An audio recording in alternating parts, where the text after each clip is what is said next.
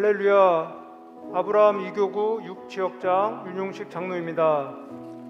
어린 시절 누군가의 손에 이끌려 여름 성경학교라는 이름으로 한두 달 교회에 다닌 적이 있었지만 당시 절에 다니시던 어머니는 제가 교회에 다니는 것을 반대하셨습니다.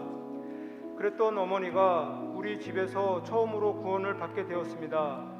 이명과 어지럼증으로 거둥도 못하시던 어머니는 여러 병원을 다녔지만 병세가 악화되셨습니다. 그때 만난 여의도 순복음교회 지역장님을 통해 교회로 인도받으셨고 사경을 헤매시던 어머니는 치유의 체험을 하시고 저를 끊고 교회를 다니게 되셨습니다. 그러던 중 아버지께서 갑작스러운 교통사고로 돌아가셨고 아버지 사업장이 가까운 수원으로 이사하게 되었습니다. 그 무렵 모태신앙인 지금의 아내를 만나 어머니가 섬기는 한세 교회에 함께 다니기는 했지만 저는 여전히 세상 속에서 세상 사람과 같은 삶을 살았습니다. 형식적으로 교회를 다니기 5, 6년이 지나가고 있을 즈음 남성 구역 예배에 참석해 보라는 아내의 권유가 있었습니다. 어떻게 남자들끼리 무슨 예배를 보냐며 여러 차례 거절했지만 끈질긴 아내의 설득에 마지못해 한번 참석해 보기로 했습니다. 어색할 거라는 처음 생각과는 다르게 편안함과 말하기 쉽지 않은 어려움들을 기도 제목으로 나누며 기도하는 모습에 닫혀있던 저의 마음도 조금씩 열리기 시작했습니다. 마음이 열리니 성경이 궁금했고 예배를 사모하게 되었습니다. 은혜가 커지다 보니 교회 봉사도 시작하게 되었습니다. 처음 시작한 봉사는 교통봉사였는데 날이 굳은 날이면 더 크게 부어주시는 은혜에 가슴이 뜨거웠던 적이 한두 번이 아니었습니다. 즐겨했던 술이 끊어지고 장선이었던 제가 다시는 제사상에 절하지 않겠다고 집안에 선포하는 담대함도 주셨습니다. 말씀의 빛 가운데 있다 보니 사업장도 세상 방식으로 운영하는 것이 아닌 하나님이 기뻐하시는 방식으로 운영하고 싶다는 마음이 생겼습니다. 기존 개인 사업자를 정리하고 법인으로 전환하여 다시 시작하였습니다. 새롭게 시작하고 있을 즈음 주일 설교 말씀을 통해 듣는 중에 마음 안에서 교회의 물줄로 섬기라는 감동을 주셨습니다.